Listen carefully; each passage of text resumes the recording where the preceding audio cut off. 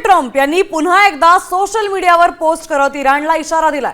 तेलाच्या किमती वाढल्या की अमेरिकेला आर्थिक फायदा होतोच, मात्र यावेळी आर्थिक फायदा नाही तर इराणचा खात्मा करणं हेच जास्त महत्त्वाचं आहे, असा इशारा त्यांनी दिलाय।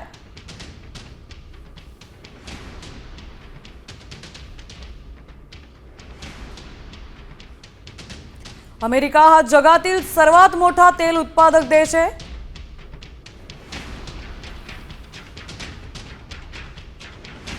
म्हणून जेव्हा तेलाच्या किमती वाढतात तेव्हा खूप पैसे कमावतो।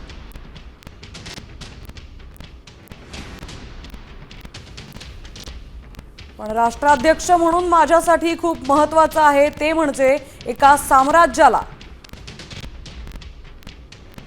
इराणला अण्वस्त्र असण्यापासून आणि मध्य पूर्वेला जगाला नष्ट करण्यापासून रोखायचंय। मी ते कधीही होऊ देणार नाही।